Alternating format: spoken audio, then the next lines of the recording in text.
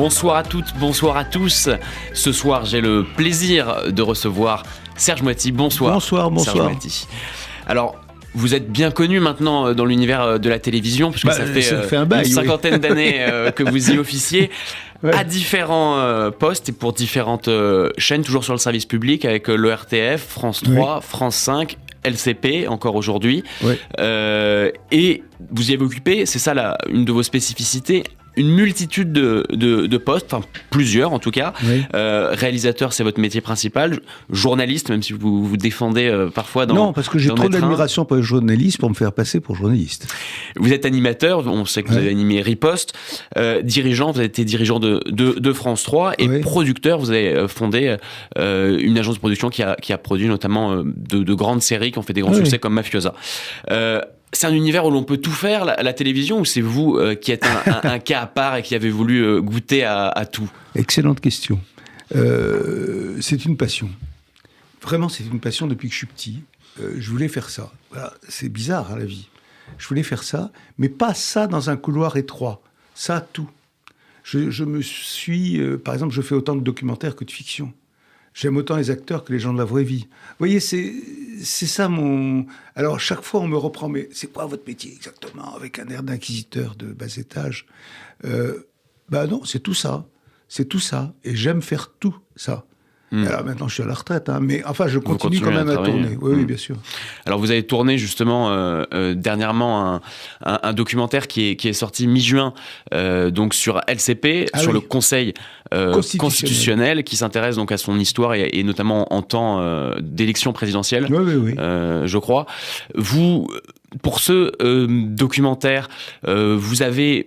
Enfin, comment vous arrivez à avoir toujours autant de curiosité et de centre d'intérêt par exemple, j'imagine que vous avez découvert plein de choses pendant ce documentaire. Je n'y connaissais rien. Vous voyez, pour vous dire une chose par rapport à ma vie, j'ai pas mon bac, donc je n'ai jamais fait de droit et encore moins de droit constitutionnel. Et je passais sans arrêt devant le Palais Royal, comme tout le monde, et je voyais marqué Conseil constitutionnel en petit, discret, comme ça. J'étais jamais entré. Et c'est la première fois qu'ils ont ouvert leur porte à une caméra. Et pour moi, ça a été une aventure formidable parce qu'ils savaient que je connaissais rien et ils m'ont accueilli. Et ça, c'était vraiment bien. C'était vraiment bien et j'ai adoré faire ça parce que j'ai compris que l'état de droit, c'est la chose la plus importante dans une démocratie. On ne peut pas faire n'importe quoi dans un état de droit.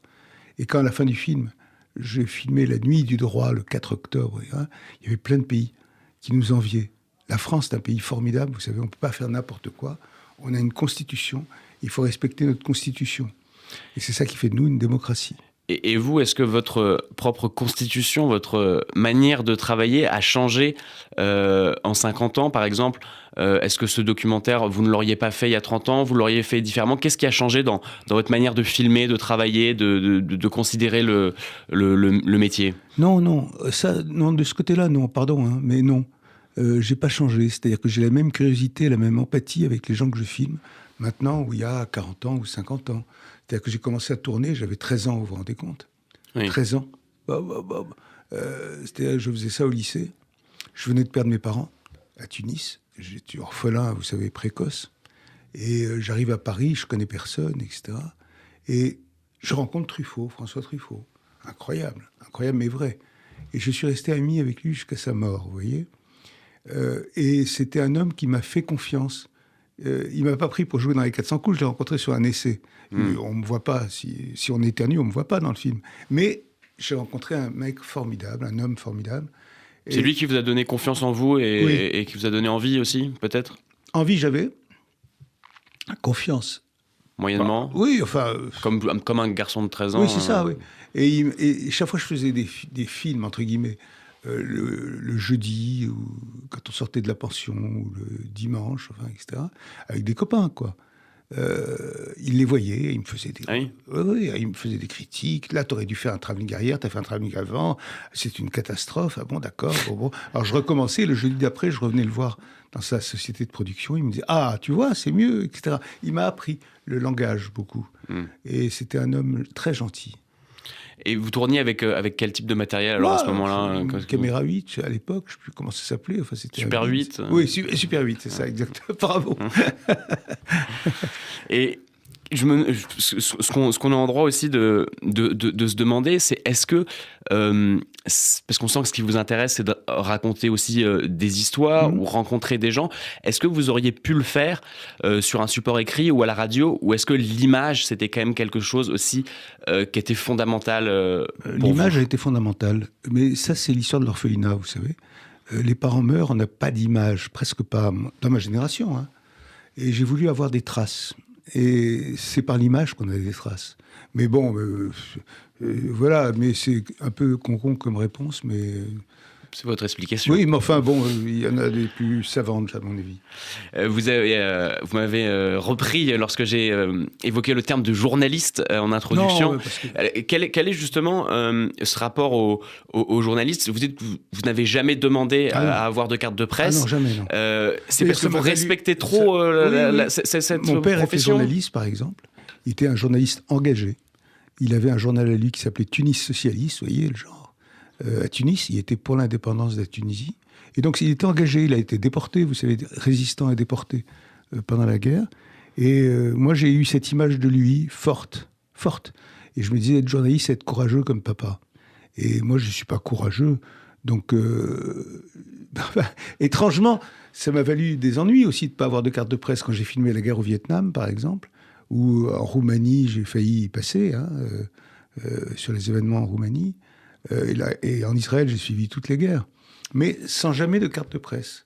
Vous voyez, c'est ça être orphelin, je crois. C'est d'avoir des images en tête qui vous font ressembler à celui qui vous a quitté. Moi, je m'appelle pas Serge, par exemple. Je m'appelle Henri. Et j'ai pris son prénom. Donc Serge Moiti n'est jamais mort. Il est là devant vous, cher aumônier. Et j'en suis heureux, et les auditeurs de Radio J en sont tout à fait heureux. Ouais. Bah, on espère qu'ils en sont. En tout cas, s'ils en sont pas heureux, ils ont tort, en tout cas. Bon, bref. Alors, le premier regard qu'on porte souvent sur les médias, alors vous nous avez raconté le vôtre auprès de François Truffaut, mais pour les journalistes, souvent, c'est à l'école de journalisme. Parfois, il y a une école pour être réalisateur, etc. Est-ce que vous-même qui avez été professeur à l'école de journalisme de Sciences Po, professeur actuellement à l'ESRA, est-ce que vous croyez en les écoles, les endroits où l'on apprend à être cadré ? Oui, pourquoi pas. Mais moi, ce que j'aime, c'est leur raconter, c'est leur transmettre ma passion. Et qu'est-ce que j'entends par réalisation ? Vous voyez, j'enseigne effectivement, comme vous l'avez dit, à l'ESRA, École supérieure de réalisation audiovisuelle. Et j'adore parce que j'ai parfois des trucs avec 280 élèves. Vous vous rendez compte, dans un amphithéâtre immense. Et je raconte des histoires, là aussi. Je raconte des histoires et je leur montre des extraits de films. Je leur dis, regardez ce plan, c'est incroyable. Regardez comment c'est fait, là. Oh, wow. C'est-à-dire que je suis un pédagogue, mais transmetteur. C'est-à-dire que de la même façon que je ne suis pas journaliste, je ne suis pas non plus prof. Et pourtant, je suis directeur de la création à l'ESRA. Oui. Vous voyez ? C'est différent. Et je crois qu'ils sont contents de moi et les élèves me disent des choses adorables à la fin des cours. Vous voyez ? Donc vous avez déclaré que vous collectionniez les gens comme d'autres collectionnent les timbres. J'ai dit cette connerie ? Est-ce que quand est-ce que votre collection sera terminée ? Jamais, à ma mort. Jamais. À ma mort, si.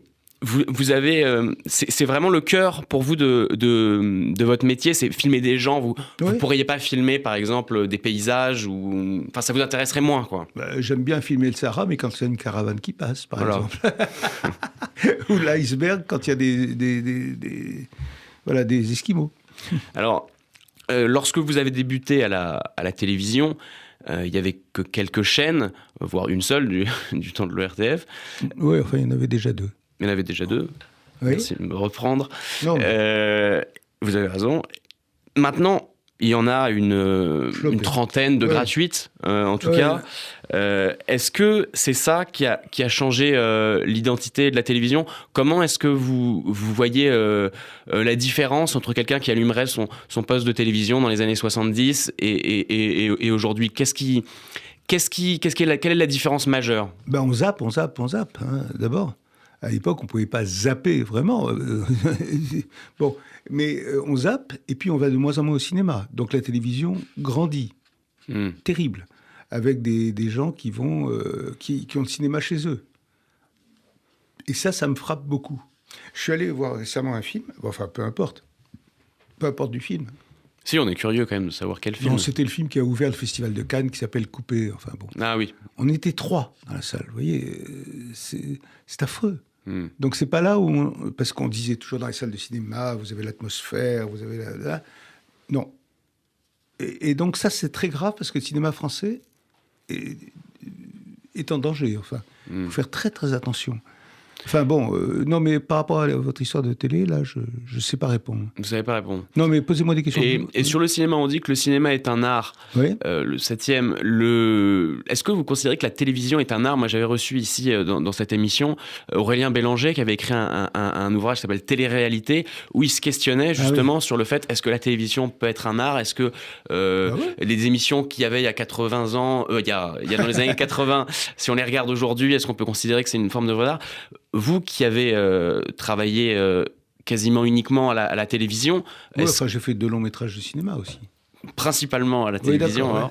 Oui, rectifie. Oui. Est-ce que vous considérez que ça peut être un art sur certaines... Oui, enfin, je sais pas, moi, je suis pas quelqu'un qui met des tampons et des... c'est comme ça, ça s'appelle comme ça, etc.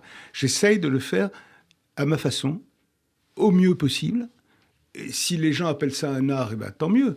Mais j'en sais rien.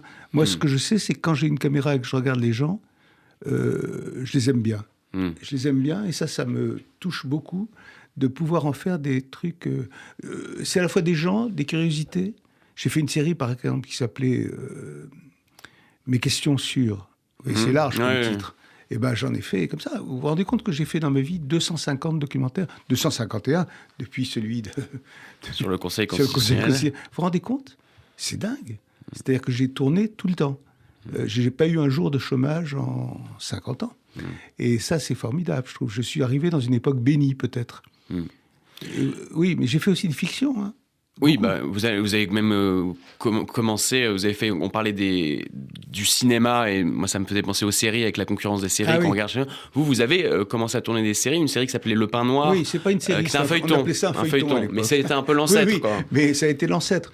Et ça a été une histoire marrante, parce que j'avais commencé à faire des fictions normales, d'après des bouquins de François Mauriac, Le Nez de Vipère, Le Sagouin. J'ai une passion pour François Mauriac. C'est mon côté catho. Bon. Mais j'avais adoré ça. Et puis Pierre Sabac, qui était à l'époque patron de chaîne, me reçoit, il me dit un autre patron de chaîne te dirait de faire un autre film. Et je me suis dit, ça y est, je suis foutu, je ne ferai plus jamais de film. Enfin bon, parce que je suis un mec assez optimiste.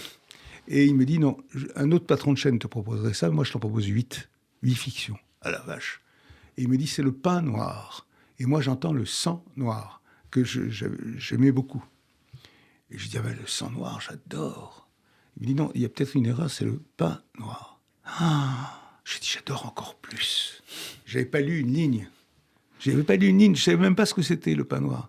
Mais tu adores vraiment ? Moi, je sais pas ce que c'est que le sang noir. Ah, d'accord, bon.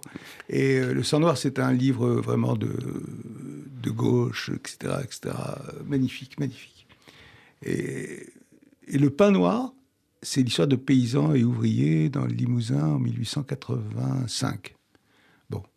Et grande grève à Limoges, c'est pour ça qu'on dit d'ailleurs limogé quand on limoge les policiers. Bon. Et donc, il me dit, ça tombe bien que tu adores ça, tu le vois à l'auteur demain matin. Ah la vache. Alors je cours dans une librairie ouverte et je ressens 4 tomes énormes comme ça. Clancier, l'auteur, était un homme magnifique, mais j'avais pas lu. Donc j'ai appris une phrase par cœur, et le lendemain matin à 9h, je le vois, je lui dis, pour moi, maître, parce que j'étais Fayot, pour moi, maître, votre œuvre se résume à une phrase. Et je lui sors la phrase comme ça, il me dit, on n'a jamais parlé aussi bien de mon livre. Non, et je suis parti sur 3 ans de tournage, vous vous rendez compte ? 8 films d'1h40, avec des centaines de figurants, la production la plus forte de l'ORTF de l'époque. Et puis c'est vieux maintenant, 73, 74. Et j'ai tourné pendant 18 mois. Vous vous rendez compte, 18 mois de tournage à la suite ? Oui, 18 mois, c'est énorme. Oui. C'est énorme, enfin bon. Et vous savez, à chaque diffusion, qui m'appelait, ça va vous faire changer de sujet peut-être, Mitterrand. Ah, effectivement, il y a une transition qui va s'installer. Je connais votre métier. Mitterrand m'appelait tous les vendredis soirs à l'époque, ça passait. Il m'appelait, il me faisait des commentaires très précis. C'était une sorte de Truffaut politique. Il y avait un débrief avec François Mitterrand. Ouais, c'est pas mal. Mais il n'était pas encore président. Il était, comme vous savez. Alors, la transition s'impose, effectivement. Donc, vous avez été le conseiller en communication, même si vous détestez encore une fois ce mot de communication, et l'un des premiers... Audiovisuel, audiovisuel, mais l'un des premiers conseillers audiovisuels. En tout cas, vous y avez accordé une part très importante. Alors, aujourd'hui, on sait que c'est un rôle décisif. Ce conseiller-là occupe vraiment une place décisive. À l'époque, vous, est-ce que c'était décisif et comment est-ce que vous envisagiez ce métier qui était un peu nouveau ? Mais non, parce que Mitterrand détestait la télévision. C'était un homme de meetings, grand orateur, enfin bon. Mais la télévision, il n'aimait pas ça. Il appelait la caméra cet œil noir qui me regarde, comme ça, etc. Je me suis dit, comme il voulait que je l'aide un peu, je me suis dit, je suis mal barré. Comment je vais aider un mec qui parle de la caméra comme un œil noir, hein, je ne sais pas. C'est comme s'il regardait comme ça, il disait, non. Ah, ça me regarde, hein, j'espère qu'on me regarde. Ah non. Bon, bref. Et je l'ai apprivoisé. Et je l'ai fait s'apprivoiser avec la caméra. Par exemple, je lui disais, imaginez que derrière cette caméra, il y a des jeunes femmes très jolies qui vous écoutent et que vous pouvez séduire. Alors là, il se met à se marrer. C'est comme ça que ça a démarré notre collaboration. Vous voyez ? C'est-à-dire comment parler à une caméra, comment la rendre humaine. Et pas comme un truc ridicule comme ça, mais la rendre humaine. Et j'ai fait tous les débats avec lui, j'ai fait plein de trucs avec lui, mais tous les débats présidentiels surtout. Mais il y a un débat, vous me corrigerez si c'est faux, mais c'était pas avec Giscard d'Estaing où vous aviez le choix de tous les détails techniques de la table, la longueur de la table. Et François Mitterrand voulait éviter le débat et vous a demandé fais-leur des conditions impossibles. Et finalement, ils ont accepté. Alors, c'était quoi ces conditions impossibles, par exemple Je travaillais avec Robert Badinter, pour lui qui était le plus grand des juristes. Enfin, lui, il mettait ça en langage juridique. Mais on a trouvé 21 règles. Robert me disait, trouve des trucs techniques. Bon, alors je trouvais des trucs techniques. Par exemple, c'est vrai que si vous êtes là, mais pas là-bas, on ne parle pas pareil. Il faut qu'on puisse se voir, se parler. Oui, c'est ça. Bon, par exemple, c'était une des règles, la distance entre les deux. Et ça, j'avais compris avec Mitterrand. Je lui avais dit, il recevait ses ministres tout le temps dans son bureau. Et à quelle distance vous êtes sentez à l'aise. Bien, Et j'avais sorti un centimètre. J'ai dit, bon, 1m70. Donc, Giscard d'Estaing sera à 1m70. Vous voyez ce genre de truc. L'absence de plan de coupe. Plan de coupe, c'est-à-dire, je parle et vous, soit vous faites qui est ennuyeux, ou au contraire, vous êtes passionné, j'en sais rien. Hein. Eh bien, si je parle et je vous vois, et que la caméra vous voit bâiller, c'est une catastrophe. Donc, absence de plan de coupe. Vous voyez, tout ce genre de trucs qui sont le langage audiovisuel, c'est pas un truc de facho, hein, c'est pas un truc parce que ils nous ont traités, ils nous avaient dit, voilà la télévision que nous proposent les socialistes, c'est la télévision de nord-coréenne que nous proposent les socialistes. Vous vous rendez compte, moi nord-coréen, moi séfarade de Tunis. Enfin, c'était quand même assez étrange. Mais donc ils ont accepté les règles en croyant que ça allait être ridicule. Et ça n'a pas été ridicule. Ça ne l'a pas été. Alors, vous avez jamais caché votre proximité avec le Parti socialiste et les idées de la gauche en général. Sinon, je n'aurais pas été conseiller, oui. Et pourtant, ça vous a quand même permis d'animer de nombreux débats politiques, enfin des entretiens en tout cas, beaucoup aussi, avec la droite, avec une neutralité qui était la vôtre, c'est-à-dire d'être complètement vous-même et vous considériez qu'à partir du moment où les gens savaient que vous étiez plus ou moins de gauche mais pas plus ou moins, même plus, enfin, je sais pas quoi. Même plus, très à gauche alors. Non, disons d'extrême gauche. Non, j'étais social-démocrate. Hein. J'ai jamais été hyper gauche, mais j'étais social-démocrate, quoi. Bon, comme tant de gens. Et mais quand je suis devant quelqu'un pour faire une interview, c'est pas ça que je pense à lui. Et je veux le faire parler. Enfin, ça m'intéresse de parler avec lui. Puis j'ai des vrais copains qui sont de droite, en plus, ça n'a pas de rapport. Vous voyez, c'est pas parce que je suis social-démocrate que j'ai pas de copains. Autrement, vous seriez sectaire, autrement. Oui, enfin, c'est pas du tout mon genre, ça. Donc, j'ai filmé Le Pen pendant 25 ans, par exemple. Et je sais que ça m'a valu des emmerdes. Mais parce que la gauche bien pensante me disait comment il peut faire parler Le Pen. Enfin, il fallait le faire parler. Il savait que j'étais fils de déporté, il savait que j'étais juif, tout ça, il savait tout. Hein. Et il me disait sans arrêt, c'est un point de détail, la Shoah. Enfin bon, l'histoire de la Shoah, vous savez, son fameux point de détail. Et moi, je faisais. Mais je veux dire, quand vous interviewez par exemple Jean-Marie Le Pen, vous arriviez sur le moment, vous le trouviez sincèrement aussi sympathique que n'importe quel autre ? Oui. Ouais. Une fois qu'on arrêtait de parler politique, Parce que j'ai compris que c'était un fonds de commerce chez lui, un fonds de commerce, une attitude aussi, l'antisémitisme. Une fois qu'on parlait d'autre chose, je le prenais pour une espèce d'oncle breton que j'ai jamais eu. Il connaissait plein de chansons, de poèmes en breton, tout ça. Et moi, je faisais, c'est marrant. Puis on s'est marré. On s'est marré. Et puis c'est tout. Mais je veux dire, ça a duré longtemps. J'ai filmé tout. J'étais le type autorisé à entrer dans les endroits les plus discrets du Front National. Et moi, je disais que comme le parti n'était pas interdit, il fallait le filmer et pas le laisser comme ça. Dans l'ombre. C'est ce que j'ai fait quand je suis devenu patron de France 3. J'ai dit à toutes les régions, le parti n'est pas interdit. Arrêtez d'être la bonne conscience comme ça. Votre métier, c'est de faire parler tous les gens qui sont autorisés. Voilà.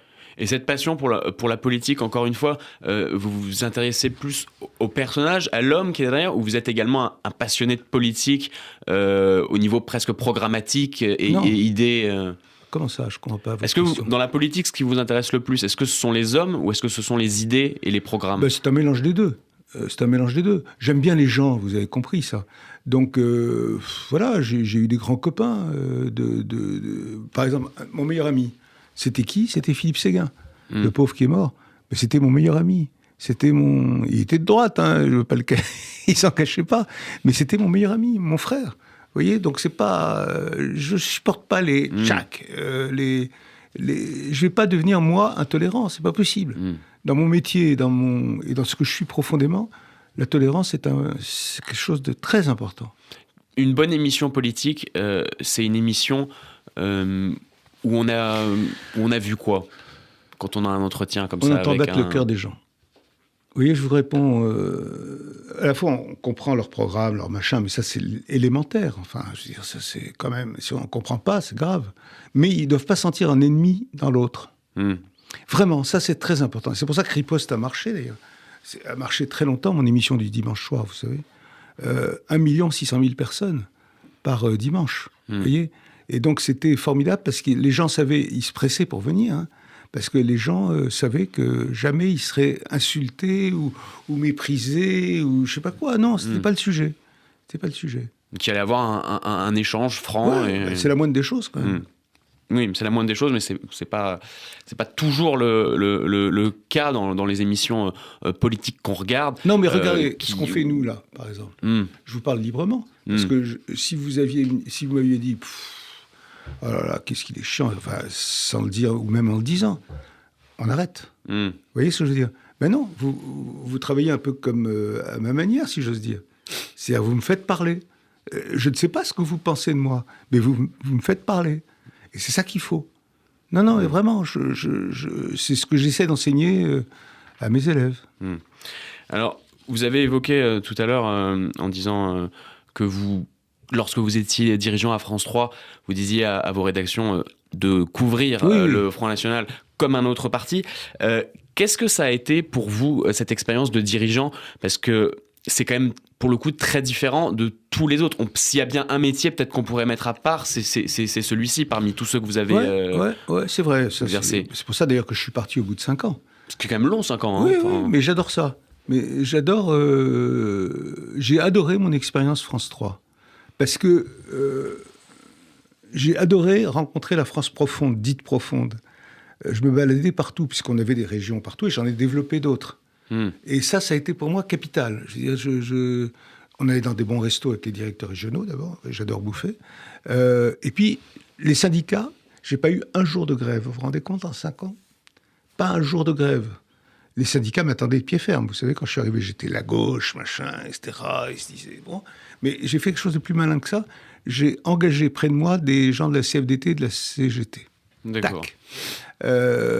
Et non, ça s'est bien passé. Et j'adorais faire des discours. Vous savez, je suis un parleur, vous vous en rendez compte. Et je faisais des grands discours. J'entraînais les gens. Pas un jour de grève. En disant, par exemple, on est passé de 1 demi-heure par jour de télévision régionale à 3 heures. Vous vous rendez compte? C'est-à-dire 3 heures, c'est beaucoup. Et j'ai dit, vous ne devez pas faire que de l'info, faites de la fiction, vous avez des talents dans vos régions, faites-les venir. Et comme directeur régionaux, j'avais mis des gens de culture. Ça me paraît très important. Ce qui est original. Il y a pas Et pour quelle raison, d'ailleurs? Parce que je voulais que les talents régionaux existent et que j'avais mis des comités de programmes régionaux dans toutes les régions. Vous voyez ? Et c'est pour moi très important. Vous faisiez, pour le coup, là, vraiment du service public, avec une mission de service public quand on prend ce genre d'orientation. C'est l'honneur du service public, ça. Enfin, c'est pas moi l'honneur du service public. Le service public est honorable. Donc il faut l'aimer. Sinon, à quoi ça sert, quoi ? Sinon, vous faites... Et justement, aujourd'hui, quelle identité il a, ce service public ? Est-ce qu'il se différencie vraiment de chaînes privées comme TF1 ? Est-ce que quand on regarde une soirée électorale sur TF1 ou sur France 2... Ah non, ça c'est pareil. Non, ça c'est pareil. Et est-ce que c'est normal que ce soit pareil ? Il n'y a pas une façon de vous parler, par exemple, service public, ou une façon de vous parler... Non. Mais plus globalement, est-ce qu'on n'a pas l'impression que les chaînes ont de moins en moins d'identité ? Et c'est aussi peut-être pour ça que les gens zappent et qu'ils vont regarder plus un programme, c'est-à-dire, je regarde telle émission sur telle chaîne, mais je n'ai pas particulièrement l'habitude de regarder cette chaîne. Je comprends. Moi, par exemple, je regarde tous les soirs presque LCI. En fin de journée, vous savez, il y a un truc de Pujadas qui s'appelle... Oui, 24 heures Pujadas. J'adore parce que voilà un type qui fait de la télévision comme j'aime. C'est-à-dire qu'il est attentif à tout le monde, comme vous d'ailleurs. Et je sais pas comment dire, il n'y a pas d'obstruction dans sa tête. Vous voyez ? Et ça, je trouve ça formidable. Et je regarde ça avec ma femme, on est là, comme ça, les enfants étant partis de la maison maintenant, on peut s'auto-infliger de l'info. L'Ukraine, par exemple, on regarde tous les jours. Vous voyez ? Ce qui se passe là-bas. Et qu'est-ce que vous pensez également, puisque vous me parlez de LCI, des chaînes info ? Est-ce que vous y êtes plutôt favorable dans la mesure où c'est pratique ? Si je ne vais pas être favorable ou défavorable, vous voulez que je le dise ? Non, mais est-ce que vous pensez qu'elles font du bien à la télévision et à l'information ou, Ça dépend des émissions. Non, moi je ne dis pas la télévision. Parce qu'il y en a beaucoup. Par exemple, LCI, je ne regarde pas quand ce n'est pas Pujadas. Vous voyez, si je regarde Brunet qui vient après Pujadas, ça vous plaît moins. Oui, c'est pas le sujet. Mais en tout cas, je peux pas passer ma journée, quand même, il se trouve que je bosse un peu, quand même, encore. Et donc, je peux pas passer ma journée à regarder LCI, ou quoi que ce soit, d'ailleurs. Vous voyez, ce que je n'aime pas, moi, c'est à la télé, c'est trop certains journalistes qui font tout le temps, vous voyez, qui sourient tout le temps. C'est des femmes souvent. J'adore les femmes. Oui, parce qu'on leur donne pour consigne de sourire. J'adore les femmes, mais je trouve ça trop. On ne peut pas parler de l'Ukraine, des enfants morts. On va y aller, nos correspondants sont là-bas. Non. Il faut partager ce qu'on dit. Parfois grave, effectivement. Il faut partager ce qu'on dit, sinon quoi. Et je regarde beaucoup I24 aussi, la chaîne israélienne, parce que j'ai beaucoup de copains en Israël. Et je regarde. Presque tous les soirs aussi, savoir ce qui se passe. Et pourquoi on ne fait pas la paix, bon sang de bonsoir. Alors ça, on n'aura pas la réponse à la fin de l'émission. On va terminer bientôt cette émission avec le questionnaire média, mais juste avant, Proust. Un peu moins ambitieux. Vous avez également un autre média sur lequel vous officiez, c'est la littérature.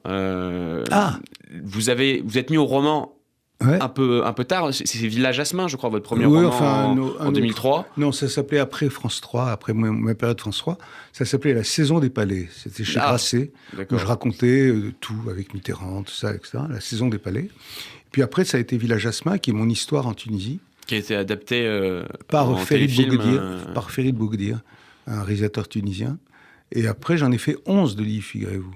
Mais il y a une différence entre écrire un roman, écrire une fiction à la télévision, ou est-ce que vous le faites de la même manière Je sais que quand j'écris une fiction, ça va se passer avec des acteurs et des machins, et puis il va y avoir une équipe autour de moi, etc. Le roman est un exercice de relative solitude. C'est-à-dire que la page est blanche devant vous, qu'est-ce qui va se passer ? Et puis il y a quelque chose étrangement qui se met en marche à un moment. Chouc, comme si on avait un moteur, vous savez. Je mets un mot, puis un deuxième mot, puis un troisième mot, mais je ne sais pas où je vais très bien. Et d'ailleurs, je ne crois pas avoir écrit des chefs-d'œuvre, mais c'est des choses qui ont plutôt bien marché. Mais 11, vous voyez, c'est beaucoup. C'est beaucoup. Le dernier est sorti en plein Covid, donc on ne peut pas dire que c'était un succès de librairie. C'est sûr que c'est plus compliqué. Alors, on va maintenant clore cette émission avec le questionnaire média. Alors, le concept est assez simple. Je vous pose des questions sur votre consommation de médias. Quel est le média que vous consommez le plus à chaque fois? Alors, est-ce qu'il y a un réseau social que vous utilisez plus qu'un autre ou est-ce que vous n'en utilisez pas du tout? Réseau social. Facebook, Twitter? Ah non, Twitter, oui. Twitter. Est-ce qu'il y a une chaîne de télévision que vous regardez plus qu'une autre? Arte beaucoup. Je trouve ça remarquable, y compris le journal. Et oui, puis LCI, comme je vous ai dit. On l'a compris. Ah oui, mais vous me reposez la même question, il est marrant. Oui, mais on l'a quand même bien compris. D'accord, mais je fais pas de la pub pour LCI. Alors, est-ce qu'il y a une station de radio que vous écoutez particulièrement, à part Radio J, évidemment? Ah oui, ça, Radio J, c'est une passion. France Inter. France Inter. Est-ce que vous écoutez des podcasts? Non? Non, je sais même pas ce que c'est. Ah bah, je vais vous l'apprendre. Un podcast, c'est une émission de radio, mais qui est enregistrée, qu'on peut écouter par exemple via l'Apple Store ou d'autres plateformes. Et ça peut être une émission qui est issue d'une radio existante. Par exemple, cette émission pourrait être disponible en podcast, mais on l'écoute en différé. Ah oui, d'accord, oui, ça m'arrive, oui. Ça m'arrive. Mais quand je sais que ça existe, sinon je ne vais pas chercher comme un fou. Vous pourrez écouter cette émission en podcast. Ben, je vous remercie. Ce sera votre premier podcast. Ah, ça va être magnifique. Est-ce que quel est le dernier film que vous ayez vu au cinéma? C'est peu, hein. Ça s'appelait Coupé. Ah bah justement. Oui, je vous en ai parlé. C'est une des Anavicius, c'est ça? Ouais. J'ai pas du tout aimé, pardon, mais je veux pas faire le malin. J'ai pas du tout aimé. Donc je suis parti au milieu. C'est là où on était 3. Vous voyez, ambiance. Vous étiez plus que 2. Peut-être qu'à la fin, il n'y avait plus personne. Non, mais c'est triste, quoi, parce que je pense qu'il a du talent, le monsieur. Ah bah, il a fait 2 films avant. C'est pour ça. Et j'étais triste moi-même, quoi. Mais comme je ne le connais pas, je ne vais pas envoyer un mot en disant je suis parti. Mais voilà. D'accord. Il sait s'il écoute Radio J. Est-ce que vous avez un journal papier ou un magazine de référence? Parce que par exemple, vous êtes un lecteur fidèle du Monde, vous achetez Le Monde. Le Monde Libé tous les jours. Le Monde Libé tous les jours. Voilà. Et Actualité Juive. Et Actualité Juive, auquel on vous abonnera. Ah, vous croyez? J'y crois plus. J'espère. J'y crois plus. On passe un appel pour que Serge Moiti, en tout cas, soit abonné à Actualité Juive. Abonnez-moi. Puisque j'écris des chroniques toutes les semaines dans Actualité Juive. S'il vous plaît. Le message est passé et on va terminer avec le dernier livre que vous ayez lu. C'est un bouquin que j'ai retrouvé, Chronique en hiver. C'est d'Emmanuel Bove, dont j'avais adapté au cinéma Le Piège. Emmanuel Bove, c'est... J'adore. Et Le Piège, c'est terrible parce que je l'ai encore montré récemment aux élèves, là. C'est formidable. L'invention de ce type, c'est un type qui veut aller à Londres pour faire de la résistance et qui passe par Vichy. Il dit c'est malin parce que je connais des gens à Vichy et ils vont peut-être me donner une mission pour aller à Londres, des trucs invraisemblables. Et il se fait coincer, ça se termine très mal. C'est un bouquin bouleversant, Le Piège. J'ai fait ça avec André Dussolier il y a très longtemps dans le rôle principal, Pierre Duc, enfin il y avait plein de grands acteurs. Et voilà, oui, c'est le dernier, Un cœur en hiver, je crois que ça s'appelle le dernier, Bove. Référence à un singe en hiver. Non, mais je suis pas sûr que ce soit... Enfin bon. Les auditeurs ont beaucoup d'informations, ils pourront aller, ils pourront rechercher. En tout cas, c'est la fin de cette émission. Merci beaucoup à vous d'en avoir été l'invité. Vous irez loin, vous. Vous avez quel âge? Alors, moi j'ai 30 ans. Ouais, bah c'est bien, continuez. C'est bien, non, sérieux. Bah écoutez, je vous remercie. Et je souhaite également une excellente semaine aux auditeurs et je leur dis au numéro prochain. Au revoir à tous. Merci beaucoup.